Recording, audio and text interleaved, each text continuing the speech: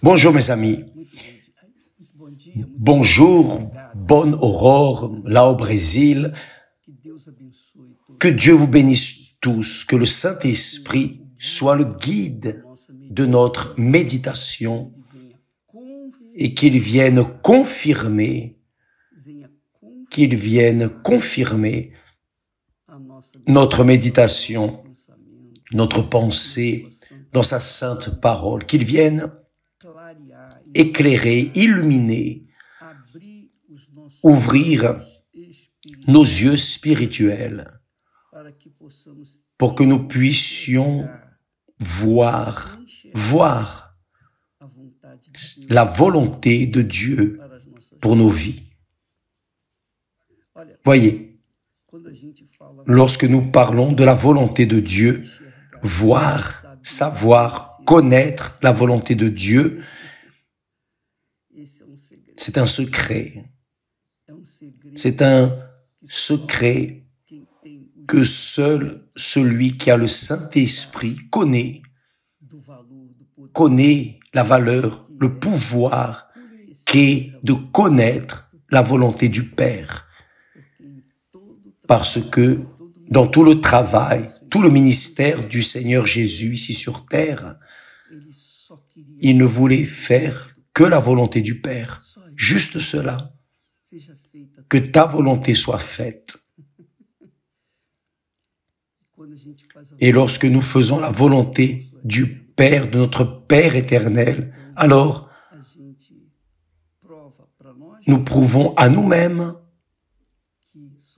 que nous sommes véritablement enfants de Dieu. Nous sommes enfants du Très-Haut. Nous sommes enfants de celui qui est Père de notre Seigneur et Sauveur Jésus-Christ. Cela veut dire nous avons le même Père que notre Seigneur Jésus. Cela est glorieux, mais ce que je voulais réellement parler avec vous aujourd'hui est ce qui est écrit. L'apôtre Paul, écrivant à l'église d'Éphèse, dit « Ne vous enivrez pas de vin, c'est de la débauche. Soyez, au contraire, remplis de l'Esprit. » Que veut dire être rempli du Saint-Esprit? D'abord, il parle de l'enivrement du vin. Vous savez que lorsque la personne boit beaucoup de vin, elle s'enivre, elle reste hors d'elle-même, inconsciente. Donc, quand la personne s'enivre avec du vin ou n'importe quelle autre boisson forte, elle reste complètement inutile, car elle ne peut pas penser, raisonner et décider de ce qui est correct, Donc, juste après, il dit, soyez au contraire remplis de l'Esprit. Comment est-ce se remplir de l'Esprit? Quand le Saint-Esprit vient, ne vient-il pas dans sa plénitude? Oui, il vient. Dieu ne nous donne pas l'Esprit avec mesure. Jésus l'a dit. Donc, comment ai-je besoin de me remplir de l'Esprit si il est déjà en moi? C'est là qu'est le secret. Voyez, quand la personne reçoit le Saint-Esprit, elle a la direction de Dieu, l'orientation de Dieu. Vous savez que le Saint-Esprit dirige notre esprit, qui est notre tête, notre intelligence, notre intellect, notre rationnel. Et notre esprit dirige notre cœur. Et notre cœur dirige notre corps. C'est l'ordre institué par Dieu. Maintenant, lorsque l'on n'a pas le Saint-Esprit pour conduire notre esprit, alors notre esprit va être en conflit directement avec le cœur parce que le cœur est rebelle. Par nature, il est mauvais, perverse. Le cœur veut sentir, le cœur ne veut pas penser, le cœur ne pense pas. Celui qui pense, c'est la tête. Donc, quand la personne n'a pas le contrôle de son esprit, de sa pensée, de son intellect, la direction du Saint-Esprit, elle reste en conflit en elle-même. C'est pour cela que les personnes vivent dans le doute, la peur, parce que dans leur tête vient, est-ce que ça va marcher? Et le cœur dit, non, ne va pas par là, va par là. Et il y a ce conflit entre le cœur qui est l'âme et l'esprit. Mais lorsque nous nous remplissons de l'esprit, comme Paul dit, soyez au contraire remplis de l'esprit. Il savait déjà que lorsque l'esprit vient, il vient dans sa plénitude. Maintenant, ce que beaucoup de personnes ne savent pas, c'est que le Saint-Esprit, même en ayant le Saint-Esprit, vous devez être en train de penser dans les choses de l'Esprit.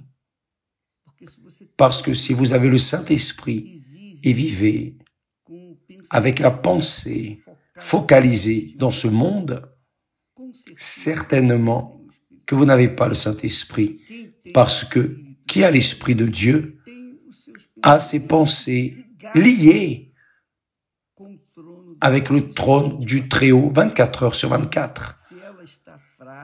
Si elle est fragile, faible, débilitée, c'est parce qu'elle n'est pas en train d'alimenter son esprit, sa pensée, avec les choses de Dieu. Donc, le Saint-Esprit parle, mais parfois elle n'a pas d'oreille pour entendre et elle reste faible, elle s'affaiblit dans la foi.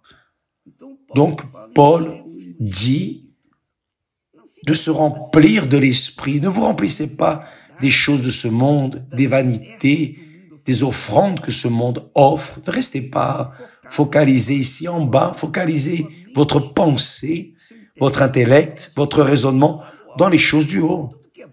Tout ce qui est bon, tout ce qui est juste, tout ce qui est parfait occupe votre cœur. Paul enseigne cela également. Donc, soyez remplis de l'esprit. En réalité, mes amis, mes chers amis, c'est vous remplir de la parole de Dieu. Jésus a dit, mes paroles sont esprit et vie.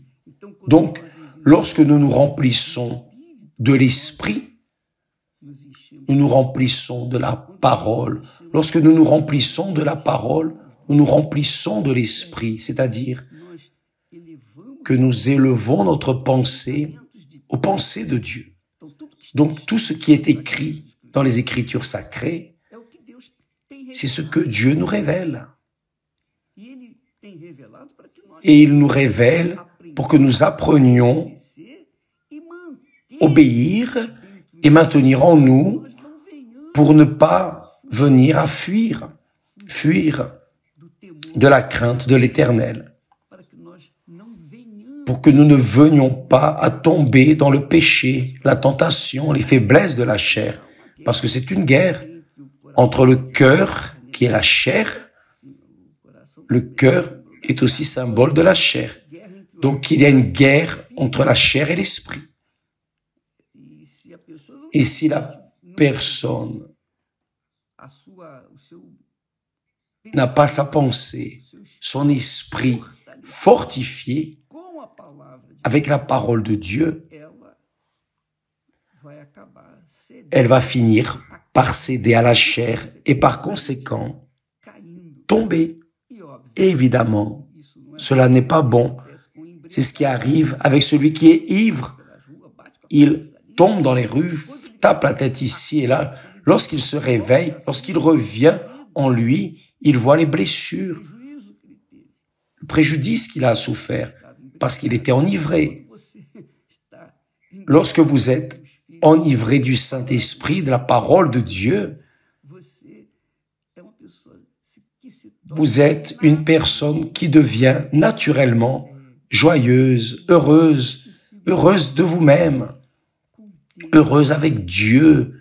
Vous êtes une personne heureuse, joyeuse, vous êtes en paix parce que vous êtes rempli de l'Esprit. Le Saint-Esprit est l'Esprit de la paix. Et quand il y a la paix, vient l'allégresse. Donc, l'allégresse est le second pas de la paix. Après la paix, vient l'allégresse. Tant qu'il n'y a pas de paix en vous, il n'y a pas d'allégresse. Donc, d'abord, vous devez prendre soin de la paix. Cette paix vient d'où? Elle vient de l'Esprit. Mais quel esprit? L'Esprit que vous avez, que j'ai, que nous avons, que nous tous avons, qui est notre pensée. Lorsque nous nous remplissons du Saint-Esprit, vous vous imaginez l'Esprit de Dieu, nous restons alors en paix. Lorsque nous nous remplissons de la parole de Dieu, nous sommes forts. Hier, nous parlions des chansons. Toute chanson de ce monde a corps, âme et esprit, ou plutôt esprit, âme et corps. Esprit, c'est la parole, c'est le message. Parfois, le message est satanique et subliminal. La personne ne note pas, mais inconsciemment, elle chante et cela attire le mal. Que cette chanson apporte, que cet esprit apporte. Le diable lui-même utilise les esprits immondes pour inspirer les personnes à faire des chansons qui amènent des messages subliminaux. Et même dans les églises, cela existe. Beaucoup de messages qui apparemment sont de beaux messages, harmonieux, sensationnels. La personne se sent bien, sauf que cette chanson, cet esprit, ce message, au moment de la guerre, fond. La personne fond. Pourquoi? Évidemment, parce qu'elle est faible. Elle a appuyé sa pensée sur une parole faible, fragile, une parole satanique parfois, un conseil satanique. Par exemple, dans le passé, et je suis déjà beaucoup tombé dans ces bêtises, je parlais, je ne prenais même pas conscience de cela. Je disais que mes parents, mes grands-parents disaient ce que le peuple dit. Quand il y a peu de farine, mon pot est le premier. Un message simple. Non, mais cela veut dire que la personne est égoïste. Elle pense d'abord à elle. C'est-à-dire, cela contrarie la parole de Dieu. Que vous devez regarder votre semblable. Si vous aimez Dieu, vous aimez votre prochain, votre semblable. Et cette citation, c'est un sophisme, une chose satanique. Peu de farine, d'abord mon pot. Donc, il y a beaucoup de phrases que nous utilisons parfois par manque de précaution. Donc, ça arrive aussi dans les chansons. Il y a un message satanique, subliminal. C'est satanique. Et satanique. Et là, vient alors l'esprit, qui est le message, l'âme, qui est la chanson, la mélodie, qui parfois est bien. Vous pouvez voir, quand le diable promeut une chose, tout ce qu'il promeut, il met une chanson, une musique. Il y a toujours un son où normalement les personnes commencent à vouloir, sans vouloir, voulant, elles finissent par balancer. Ou elles balancent, ou elles ont le pied qui balance. Enfin, elles accompagnent le rythme, cette mélodie qui est juste une émotion. Et le corps, évidemment, c'est la personne qui chante. Donc, esprit, âme et corps. Lorsque vous chanterez une chanson évangélique, chrétienne, n'oubliez pas cela. Parce que de nos jours, Beaucoup d'auteurs, voulant gagner de l'argent, ils ne font que transmettre de l'émotion. Et la lettre qui est l'esprit font juste des rimes. Et sans vouloir en voulant, ils mettent une petite phrase satanique et la personne chante des bêtises. Auparavant, on disait, nos parents disaient comme ça, ne dis pas de gros mots parce que les gros mots attirent le mal. Avez-vous déjà entendu cela? Avant, on disait ça. Quand vous dites un gros mot, vous attirez le mal. Donc, que se passe-t-il? Vous chantez quelque chose de satanique, vous attirez le mal dans votre vie.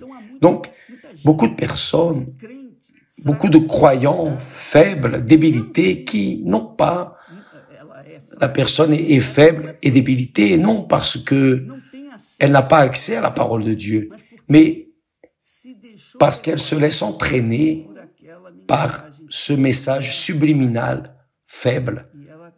Et elle chante. Vous savez comment c'est? Elle bouge enfin. Vous savez ce que je veux dire.